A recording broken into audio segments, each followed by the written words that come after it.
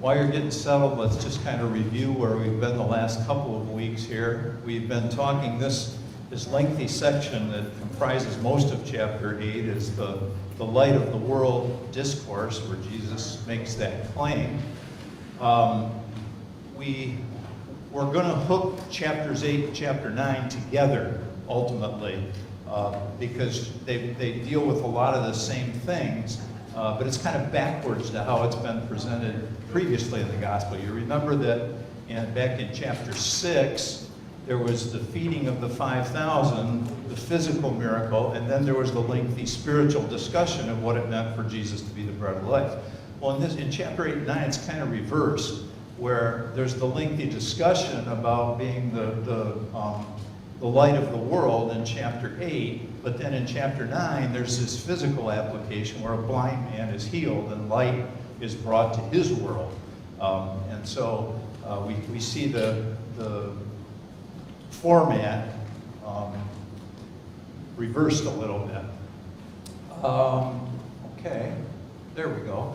The thesis statement, as we've said a handful of times, is verse 12 of chapter 8, where Jesus announces, I am the light of the world. And I've asked you to keep these thoughts in mind as we work our way through that. First of all, what does it mean for him to be the light of the world? Well, it's the fact that he's lighting the world or enlightening the world with regards to God's presence and God's will for those of us who are in the world. Secondly, we've talked about the fact that there's a connection between him making this statement and the Feast of Tabernacles, which had just concluded. And part of what happened during the Feast of Tabernacles was this light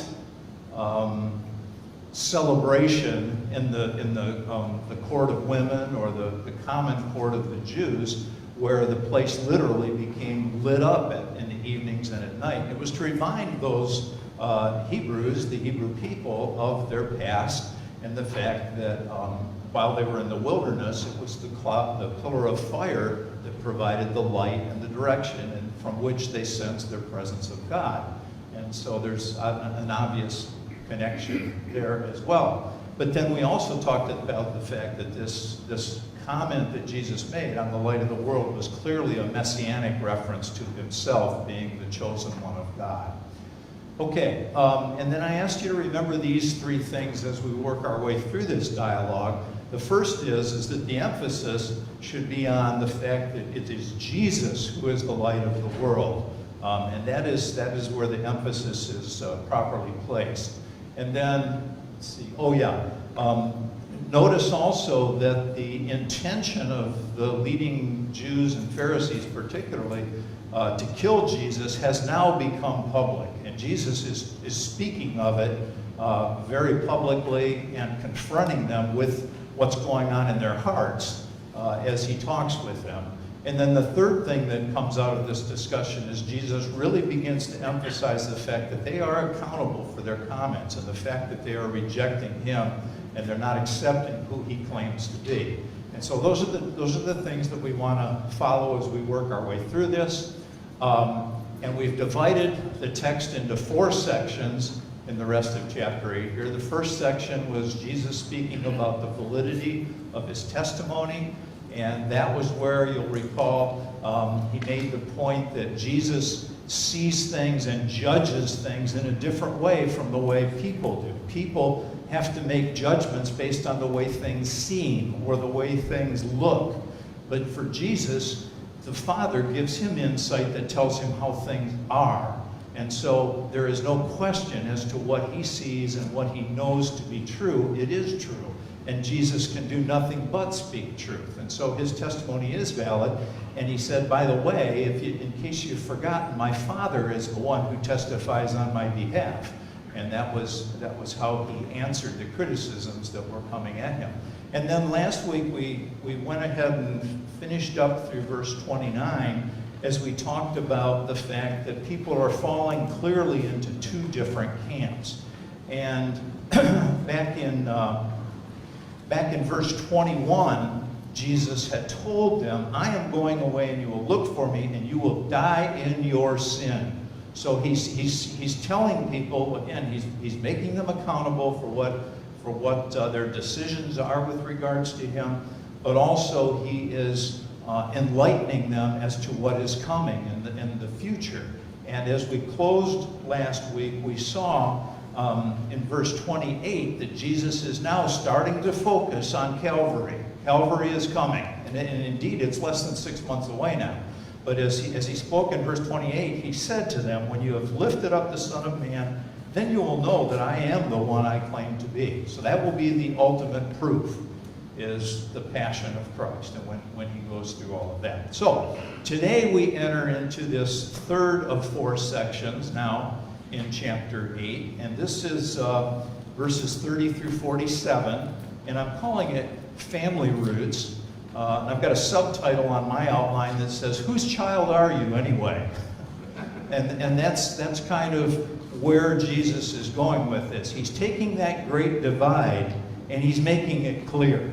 And that's what he's painting a picture for them, and it's not a pretty picture. Okay, so let's start there. We'll start with verses 30 through 32. And many of you will have your Bible's text is divided into paragraphs, and a lot of the translations have separated verse 30 from 31. It seems to me, and several other people that I've read these last few weeks, that these two verses really go together, and so that's why we broke it in our outline before verse 30. And here's what 30 through 32 says. Even as he spoke, Jesus, many put their faith in him. And then to the Jews who had believed him, Jesus said, if you hold to my teaching, you are really my disciples. And then you will know the truth, and the truth will set you free. So what we see here is that some of those who are listening are coming to faith. But don't think that this is a faith that's going to sustain them on the path, because these people are not necessarily jumping in 100%. There's still a lot of skepticism. But you have to imagine how powerful it was to be in the presence of Jesus as he's making these accusations, and he's talking about he's starting to talk more and more about his impending death, and he's holding people accountable and making them responsible for what they are going to do with regards to him. And indeed, the light of the world is revealing his Father. Jerry? Question about, you said many believed it. Now, were these Pharisees or just what? Well, he's still talking. We know that his audience back in verse 13 was the Pharisees. Okay? But then down in verse 22, it shifts just slightly to the Jews. So this is a broader group than probably just the Pharisees at this point. But nonetheless, they're sharing much of the skepticism. And we're going to see next week in chapter 9, we're going to see, and we've talked about this before, you can't put all Pharisees in the same boat anyhow. I mean, there are Pharisees, and then there are other Pharisees. And there are Pharisees who seem to take the ministry and the message of Jesus seriously. We don't know for example, Nicodemus. We don't know the ultimate fate of Nicodemus, but it sure looks like he was trying to defend Jesus at certain key points along the way and along the path. So we can't put all the Pharisees in the same boat. They're all individuals, just as we are. Okay? It sounds like they had open hearts, so they were ready to do something about their belief. I'm sorry, I can't quite hear you. They must have opened their hearts somehow because they wanted to make believe in Jesus. Yeah, Jesus is clearly doing his best to open their hearts, and then some of them are responding, some of them are responding partly, and most of these people that we're going to read about today seem to be responding just partly. And you can say that because look carefully at verse 31. What Jesus speaks to those Jews who had believed him, but what does he say to them? You need to hold on to my teaching. You need to abide in my teaching. That's actually the better translation. It's an if-then statement. The if-then is if you hold to my teaching, or if you abide in my teaching, then you are really my disciples. So these are people that their faith is still pretty superficial. They haven't gotten very far down the path yet. And Jesus is telling them, it's not enough to just believe. You have to abide in my word in order to meet the standard that is expected. But as we work our way through the rest of this discussion, we're going to see that their belief is indeed insufficient. Because look at what Jesus is going to say to them in the next couple of paragraphs. So they have believed, but it's a limited, superficial belief. And we've talked about that many times now, about how faith is not just an instant, full-grown thing. It's something that has to be nurtured and grown along the way. And we see that in the lives of these disciples and would-be disciples. In fact, in some regards, some of these believers turn out to be his enemies by the end of the chapter. Okay? So let's watch for that. But Jesus introduces another concept here in verse 32, and that's a concept of freedom. He starts talking about freedom. What kind of freedom is Jesus talking about? Freedom from the law, spiritual freedom, freedom from sin. Yeah, probably the primary meaning here is freedom from sin. I would say maybe Freedom freedom from the guilt of sin. from the guilt of sin. We're still sinners. We're always going to be That's sinners, right. but we no longer carry the guilt. Good. If you go back to verse 24, remember what Jesus had just told them. I told you that you would die in your sins if you do not believe that I am the one you claim to be. So that's the freedom. It's freedom from dying in your sin. It's freedom from the guilt of sin that he's really looking at. What is it that will bring their freedom from sin? Verse 32. Truth. What truth? That he's who he is. That's right. That's the bottom line. That's right. Okay? What's that? Verse 36. We'll get there, but I want to back up first. First look back at verse 28 and see what that has to say about what the truth is. Verse 28 says, when you have lifted up the Son of Man, then you will know that I am the one I claim to be. That's the thing that's in question in this discussion. Is Jesus who he claims to be? That's where this discussion is focused. That's what this discussion is all about. Then take a look at verse 31, and Jesus says what you have to do is hold on to my teaching. You have to abide in my teaching. You have to abide in his word. And that then is the truth that he's talking about. Those things that he's teaching them. Everything Jesus wanted them to know and needed for them to know. It's by living in his word that one comes to know truth. Okay?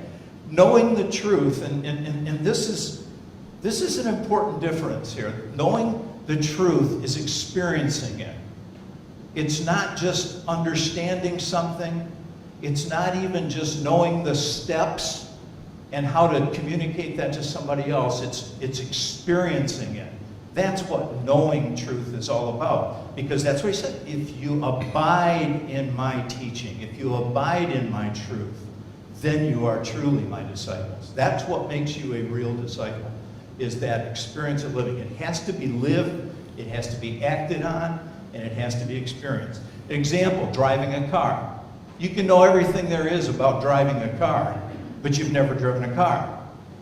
When you know how to drive a car, it's because you've driven a car. And that's what Jesus is talking about here. It's not enough just simply to know the facts. It's not enough to know the steps. It's not enough to know the superficialities. It's coming to know him as the Son of God, as the light of the world, as the bread of life. Okay. That's where things are headed. Verse 33. Well, how do the Jews react to this promise of freedom that Jesus gives them? You'd think that'd be a good thing, but listen to what they say. They answered him, we're Abraham's descendants and have never been slaves of anyone. How can you say that we'll be set free? Don't you hear their resentment of what Jesus has said? And they're proud, and they're objecting to Jesus that he's even, what would you think? How could you call us not free? That's a lie. We've never been slaves of anyone. What? What's this book tell us?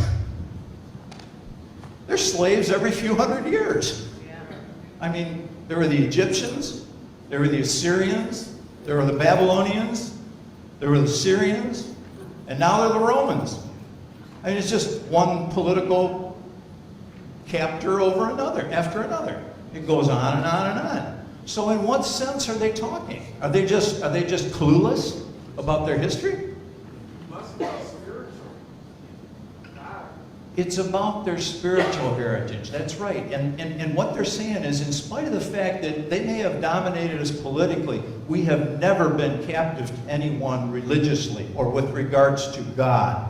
The God in heaven chose us above all the people of the world, and He honors that no matter what. That's where they're looking. They're looking at their spiritual heritage. Craig?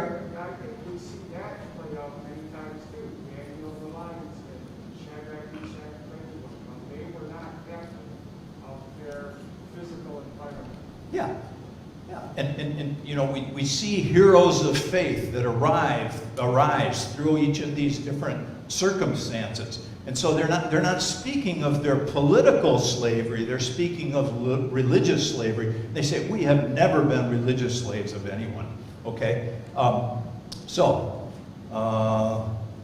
They took great national pride as being the children of Abraham. That was to a Jew number one on the list. We are children of Abraham, and because of that, we have this special relationship. And it goes back all the way to the promise in Genesis chapter 12, when God told Abraham, I will make a great nation of you, and through your seed, Abraham, all the nations of the world will be blessed. So you go all the way back to that promise, and the Jews of Jesus' day took great pride in that. And they didn't want for anything to get in the way. And so they object to Jesus' statement that they needed freedom, because they're saying we have always been free in terms of our worship to God. Well, Jesus answers. Jesus answers in, did I skip a page?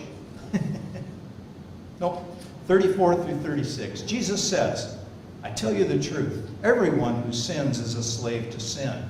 Now, a slave has no permanent place in the family, but a son belongs to it forever. So, if the Son sets you free, you will be free indeed. What's he telling? Well, first of all, in verse 34, he says, indeed, you are slaves, but you're slaves in a way you don't see. You're slaves to sin. That's where the important slavery is, and that's where your spiritual slavery is. It's not about being children of Abraham. It's being about sinful, and that's where you are getting yourselves in trouble. In verses 35 and 36, he says, you are just slaves, and you have no permanent place in God's family, even though they were Abraham's descendants. He's saying that is not where you belong. Why? Because they're sinful. And he goes on to say, only Jesus will be able to free them forever. So if the Son sets you free, you will be free indeed. It is only Jesus who will be able to bring eternal freedom, eternal life. Verses 37 and 38, Jesus goes on and he points out now the realities of who they belong to. This is going back to that previous section, the Great Divide, and now Jesus is kind of putting a cleavage in the Great Divide. Listen to what he says in 37, 38. I know you are Abraham's descendants. Okay, I know your physical lineage, yet you are ready to kill me because you have no room for my word.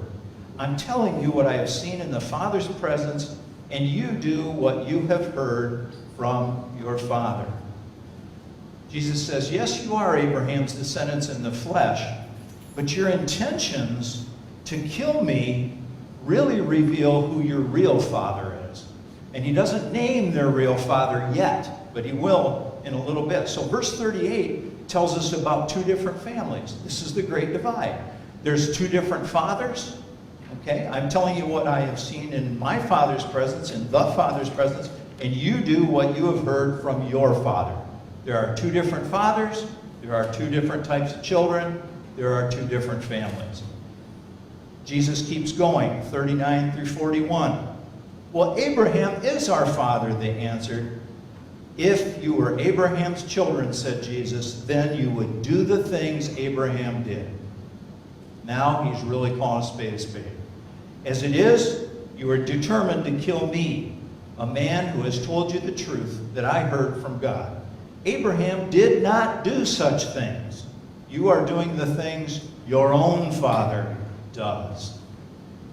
They're getting increasingly irritated with Jesus, but then Jesus begins to really drive this wedge between them. And in 39 and 40, he connects their family lineage with their behavior. He says, you're not acting like children of Abraham.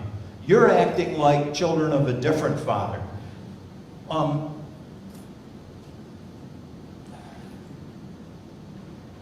Verse 41, the last part of it.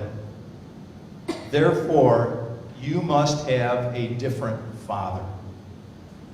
And they respond, we are not illegitimate children, they protested. The only father we have is God himself.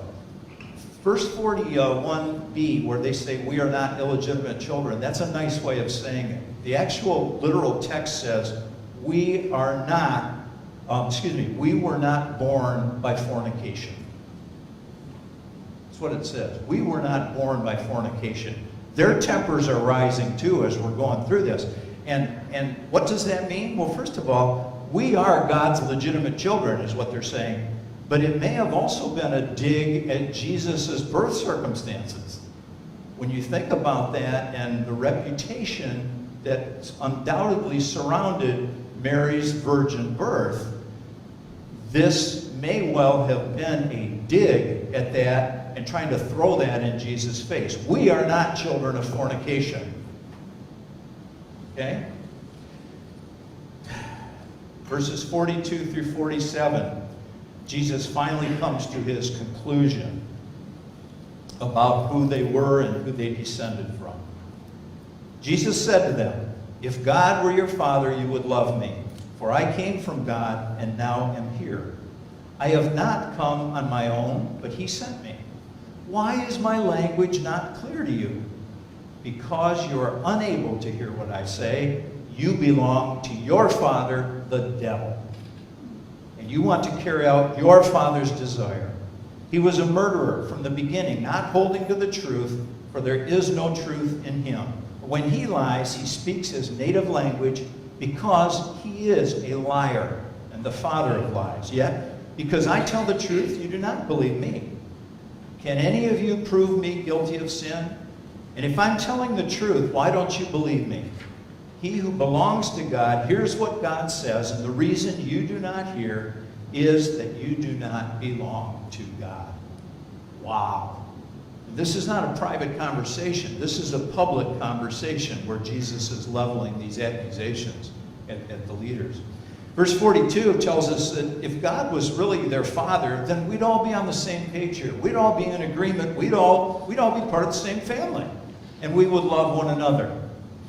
Verse 43, they hear his words, but they don't hear his message. Why is my language not clear? It's just like we've said so many times where people would see the miracles Jesus did, but they didn't see who he was through the miracle. The same thing here. They hear his words, but they don't hear the message, right? Verses 44 and 45, the climax. Jesus says, you cannot understand because you are children of the devil. And he puts it right out there on the table. He sees through the puppets to the puppeteer. He sees who's really calling the shots in this thing. And he says, you're acting just like him. He was a murderer, and so are you because you're planning to kill me. He was a liar, and you're lying because you're denying the truth about who I am. And so he calls them murderers and liars. And in calling these Pharisees a child of the devil, there was no greater insult for a Pharisee. That was just They wanted to be the spiritual children of Abraham, and they took great pride in that. To be called children of the devil, oh my goodness, that was just wrong. Wonder they put them to death right there. It's a wonder they didn't. And if you look carefully at verse 59, they tried. They picked up stones to stone him, but he slipped away. Verse 59. 45. Because they are children of the devil, they will disbelieve everything that is truthful. Did you see that? That's a powerful statement. Because I tell the truth, you don't believe me.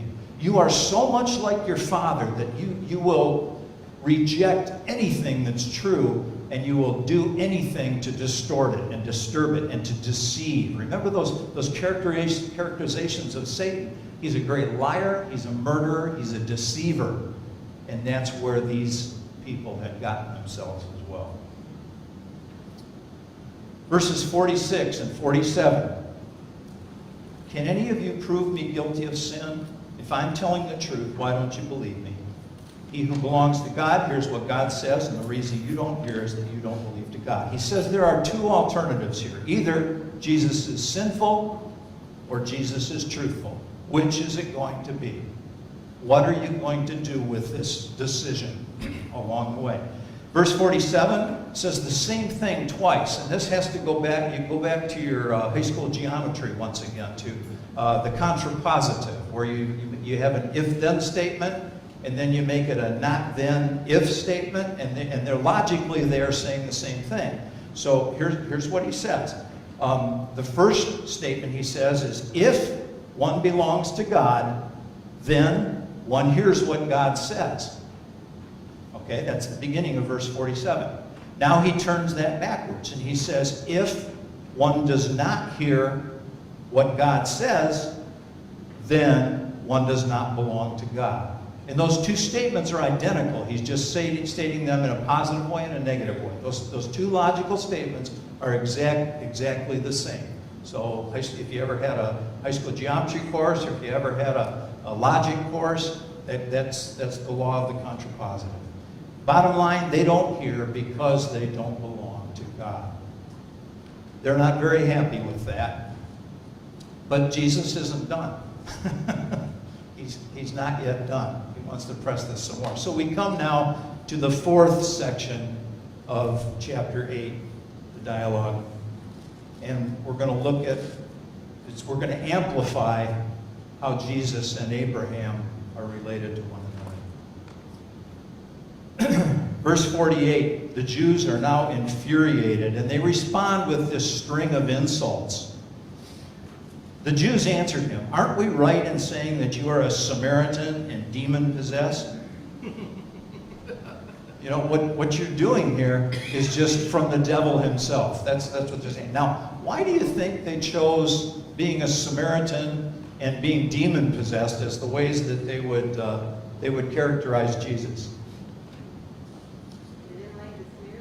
They didn't like the Samaritans, that's for sure. Okay? And how did they view the Samaritans?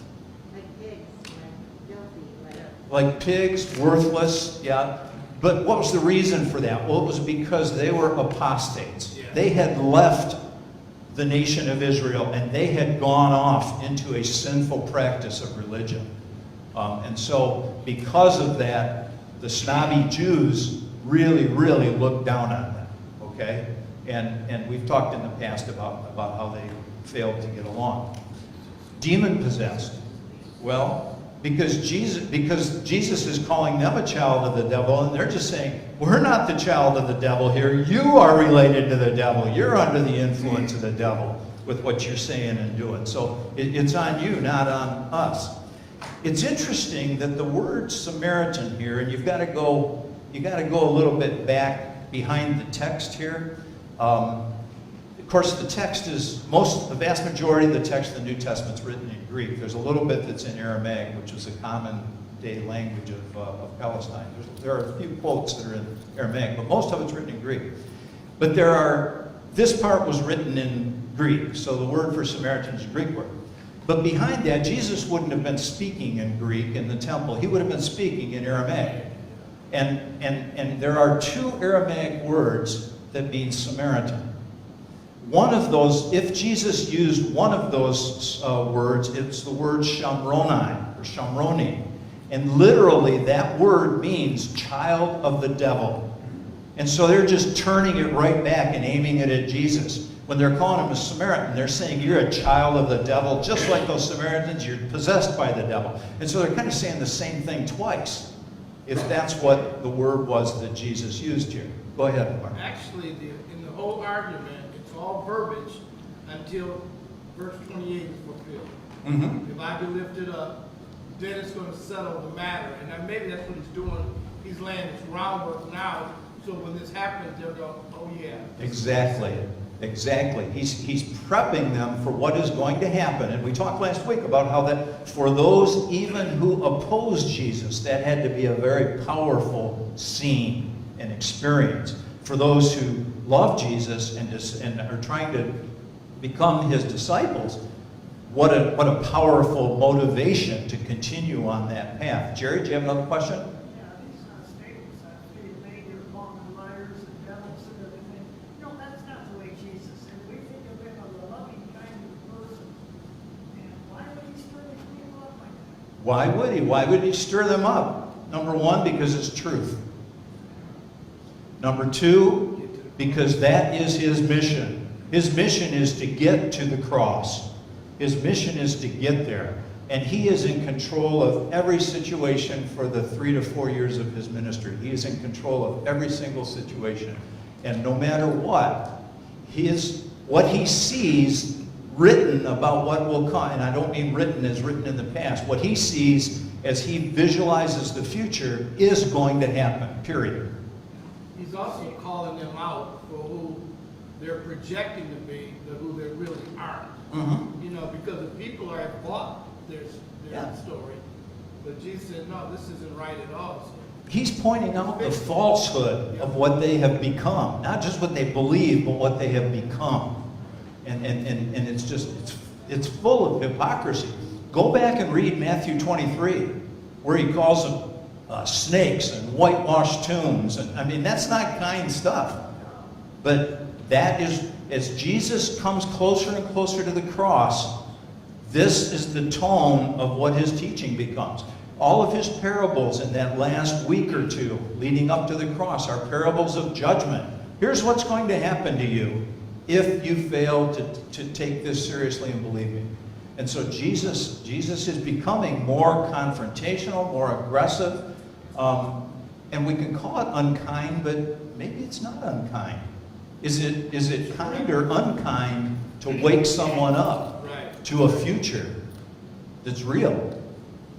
I guess I have a question about that. I mean, is it appropriate for us today to mimic this behavior? Well- We're not trying to egg them on and get to the cross. Our job is to convert them and bring them to tell them the truth. And believe me, you tell people the truth out there in the world, boy oh boy, you're going to create this Yeah. kind of conflict. Yeah. Well, you know what? You see this in Acts chapter 2 where Peter spoke on Pentecost. He condemned, It's convicting, wasn't it? They put Jesus to death. Yeah. And, wow, they got all turned up. Yeah, the message was not kind. Yeah. So, I mean, that's the difference between a prophetic message, which quite often has a point of warning, and an educational or a teaching message, which sometimes goes the opposite direction. The truth is probably somewhere in the middle.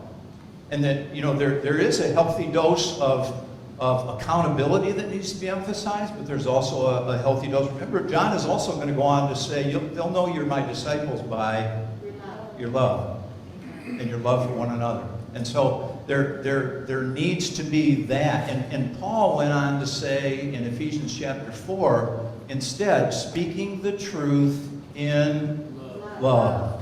And probably that's where this question has to be answered, right there. That would be my... That's right. And Jesus is coming from a point of authority. We are slaves forgiven. We're slaves to God. We're not coming from a point of authority. We're coming from a point of, adoption into the family. And, Right. and we're Yeah. coming. So it's always in Jesus' love. blood is the equalizer. So I think you can defend God's word in power scriptures that talk about being gentle, being careful with how you present it, from a spirit of love, not authority. We sometimes, I believe, in the Church of Christ, come at it as we're superior to you because we know the truth. Yeah. And you're not doing it the right way, so let me show you. And that is not the way. That's rude. That is not the way that most Right. people will respond. Right. It'll put walls up just like this. And if you truly care about their soul and wanting to save them and not just prove your point, there's gonna be a difference. You know, I The don't. $1 million question is how? How do you do it? How do you show them that You you're doing it? show them through love first. You start to love them and find ways to serve them. It is relationship, though. I think it's very hard without a creative relationship to save anybody. Until they see you do what you believe, it's very tough. But God.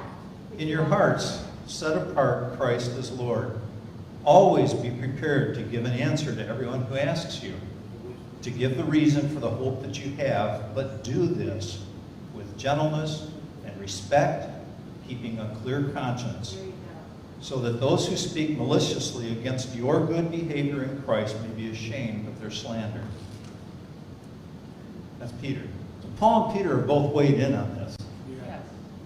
It's important that we listen to them. But Jesus did it too. When you take that all together there, that's very different than what Jesus is accomplishing. That's right. So he had an entirely different motive. But he That's was right. also loving and gentle on many of his cases. It wasn't always in this situation. Well, we're going to see the tables turn. That's where we're actually headed. Now, look, we're going to talk about chapter 9 next week. But then after that, we're going to move into chapter 10, and with that comes a major shift in the tone of what John's gospel tells us, because at that point he begins to speak of the shepherd and his sheep. And so he's going to talk about the care and the tenderness in that relationship and how he watches out for us and watches over us. And then from that point on, John is going to emphasize how he's taking care of his disciples and training his disciples and giving them everything that they will need. And so we're going to see that shift in tone as Jesus speaks with those who are truly trying to do what he said in verse 31, abide in his truth, abide in his teaching. And that's where we will be headed. Okay, I do want to keep moving here. So we talked about the Jews' question about him being a Samaritan and demon-possessed. And Jesus answers their charge with a single answer. I am not possessed by a demon, which leads me to think that perhaps that business about Shamroni was true, because Jesus seems to answer just the same charge. Well, if he used the word Shamroni and it meant child of the devil, then that would explain why he didn't respond to the question of the Samaritan.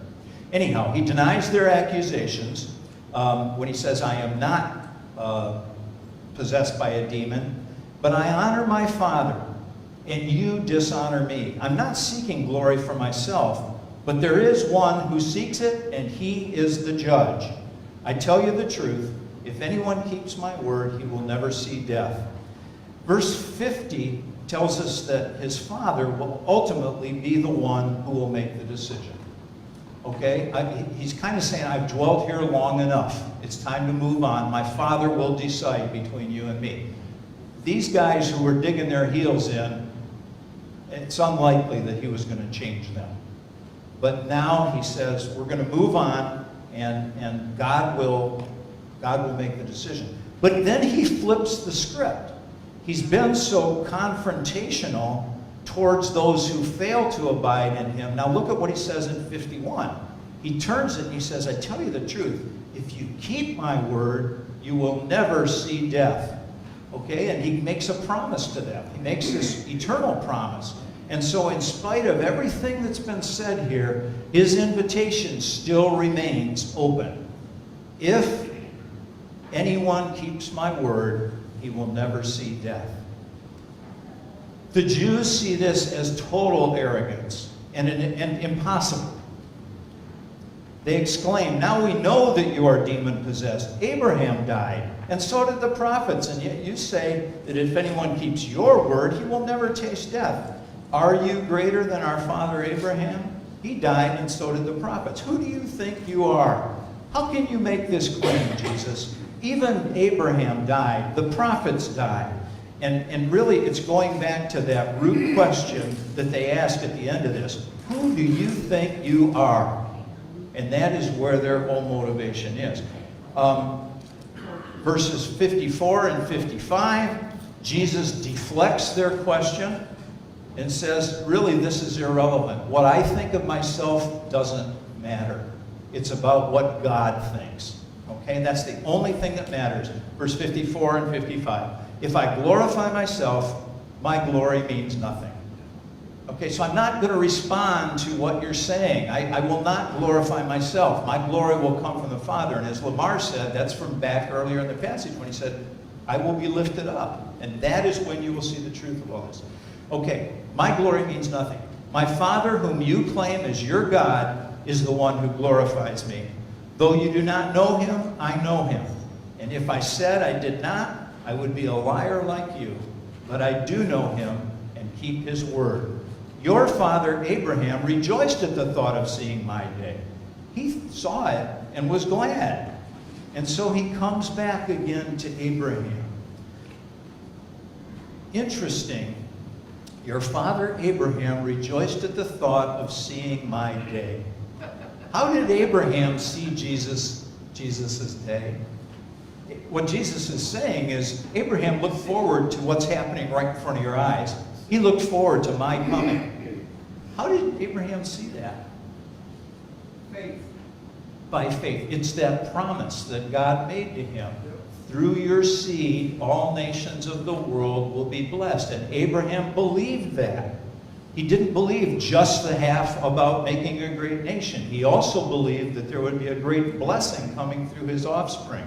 And so that is what is being taught. That is how Abraham saw the day of Jesus, the day of Christ. Okay? And so the Pharisees, the Jews who are around him, they miss this just like they miss so much other stuff. And they say, well, you're not 50 years old, and you've seen Abraham? You know what's interesting about this? The Jews still think of Abraham as being the linchpin. He's the key, because you saw Abraham? Notice how Jesus said it. Jesus said, Abraham saw me. They missed that. You see the difference between verses 56 and 57? 56, Jesus says, Abraham looked forward and rejoiced at the thought of seeing my day. He saw it. He saw my day. And then they turn it around, and they're still so stuck on Abraham being the prima donna. He was the one that everything was all about. Jesus says, no, it's not about Abraham. It's about me. And that's where this thing is headed. Verse 58, I tell you the truth, Jesus answered. Before Abraham was born, I am. And what they viewed as being absolutely absurd, in fact, was the real truth that they needed to see and believe. It's the truth of John chapter 1. And I've said this many times now. We keep going back to the prologue and realizing that everything else we learn comes out of the prologue. In the beginning was the Word. And the Word was with God, and the Word was God. And He was with God all the way back in the beginning. And so what we see here is two critical points in the contrast between Abraham and Jesus. First of all, he says, before Abraham was born. Abraham lived in the past in a discrete time period. But Jesus says, I am. And his existence is continuous, just like we read in John chapter 1. But in addition to that, in saying this, Jesus claims that name, that personal name of God the Father, when he says, I am. Remember all the way back to Exodus chapter 3, verse 14. That was the name that was so holy the Jews couldn't even speak it. Not only does Jesus speak it, he claims it. And they were hot. And that left them believing that what he had just said was blasphemous, and it was, unless it was true. It was absolutely blasphemous unless it was true. And so they react with fury. At this, they picked up stones to stone him, but Jesus hid himself, slipping away from the temple grounds. And once again, Jesus' time had not yet come. We don't know exactly how he got away. It happens time after time through this gospel. We see him just escaping, walking out of a situation, and we don't know what kind of miraculous intervention there was involved in that. With that many people there, you Yeah. can't slip through the crowd. Something happened, and he was unable. So Jesus' time had not yet come, but we can see it's coming. And as John is placing this all in front of us now, we know that his time is getting closer and closer. And I want to just wrap up with a reminder then, after we conclude John chapter 8, I want to remind us of the central focus that continues to dominate the gospel as John tells us the story. First of all, there's a fundamental question that we keep coming back to. And it's a simple one. Who are you, Jesus? And it's intended for those that saw him, but it's also intended for us that are reading and learning. Who are you, Jesus? What is it that you want us to understand about you? But then also, Jesus is telling us his identity, and he's sharing with us that he is the bread of life, he's the source of living water, now he's the light of the world. And when we get to chapter 10, we're going to see he's the good shepherd.